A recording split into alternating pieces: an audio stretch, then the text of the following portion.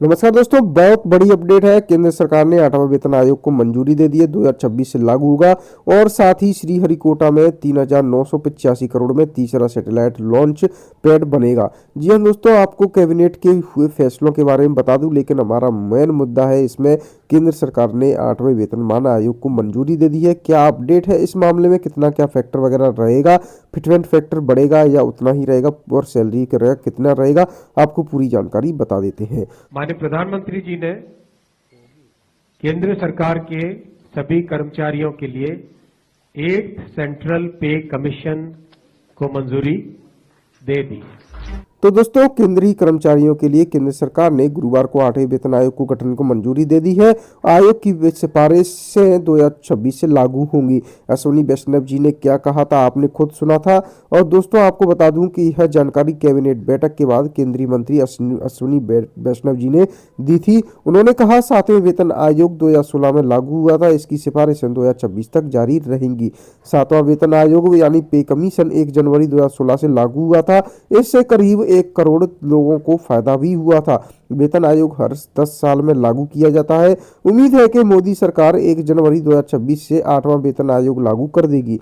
इससे केंद्रीय कर्मचारियों का न्यूनतम वेतन और पेंशन भी बढ़ेगी। तो दोस्तों, अश्विनी वैष्णव जी ने क्या कहा आपने सुन लिया, लेकिन बता दूं आपको कि 8वें वेतन आयोग को लागू करने के लिए जल्द ही एक अध्यक्ष और 2 सदस्यों की नियुक्ति की जाएगी। आयोग केंद्र सरकार के कर्मचारियों और पेंशनर्स की सैलरी भी तय की जाएगी। तो दोस्तों, 8वें वेतन आयोग होने से क्या फायदा होगा, 2 सवालों से जानिए, आपको पूरी जानकारी मिल जाएगी 2 सवालों से। 8वें वेतन आयोग के आने से सैलरी पर क्या फर्क पड़ेगा? तो दोस्तों, जवाब है केंद्र सरकार हर 10 साल में नया वेतन आयोग लाती है। अभी 7वां वेतन आयोग चल रहा है। इसका कार्यकाल 31 दिसंबर 2025 को खत्म होगा। साल 2026 से 8वां वेतन आयोग लागू हो जाएगा। 8वें वेतन आयोग का वेतन मैट्रिक्स 1.92 के फिटमेंट फैक्टर का इस्तेमाल करके तैयार किया जाएगा। इसे ऐसे समझिए कि केंद्र सरकार के कर्मचारियों की सैलरी के 18 लेवल हैं। लेवल 1 कर्मचारियों की बेसिक सैलरी 1800 रुपये, ग्रेड पे के साथ 18,000 रुपये है। इसे 8वें वेतन आयोग के तहत बढ़ाकर 34,560 रुपये किया जा सकता है। इसी तरह केंद्र सरकार में कैबिनेट सचिव स्तर के अधिकारियों को लेवल 18 के तहत अधिकतम 2.5 लाख रुपए की बेसिक सैलरी मिलती है।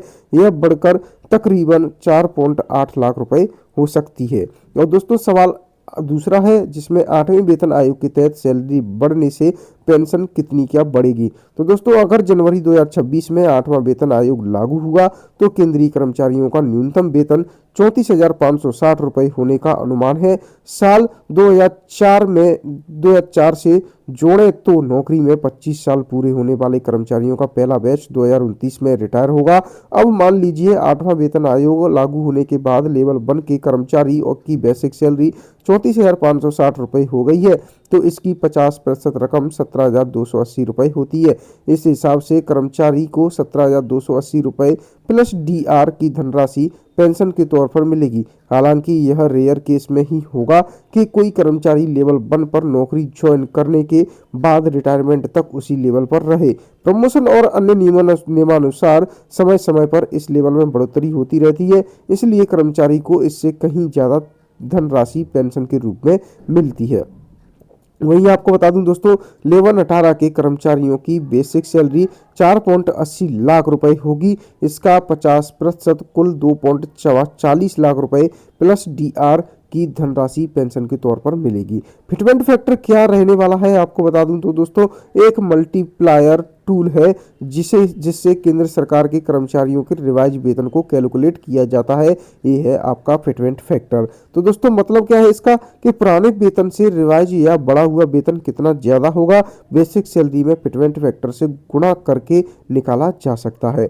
7वें वेतन आयोग में इसे 2.57 तय किया गया था, जिसका मतलब है कि कर्मचारियों का नया वेतन पुराने वेतन का 2.57 गुना हो गया। और फिटमेंट फैक्टर से नए वेतन को ऐसे कैलकुलेट किया जाता है कि नई salary basic salary into fitment factor. और दोस्तों इसे एक उदाहरण के लिए समझेंगे तो मान लीजिए किसी कर्मचारी की बेसिक सैलरी 10,000 रुपये है और फिटमेंट फैक्टर 2.57 है, तो रिवाइज सैलरी 10,000 इंटू 2.57 बराबर हो गया आपका 25,700 रुपये।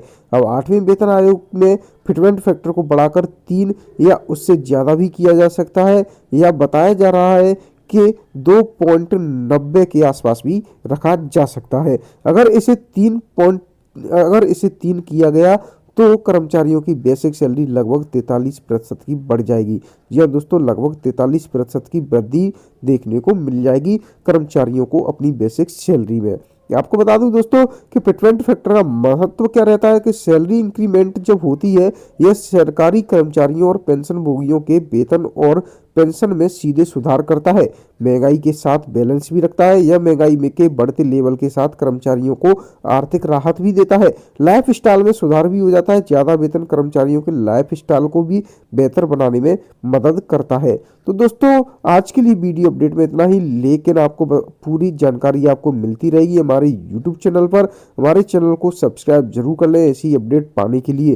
तो दोस्तों जैसे ही और कोई हमें अपडेट मिलेगा 8वें वेतन आयोग के संबंध में आपको बता दिया जाएगा। हमारे चैनल को सब्सक्राइब जरूर कर लें।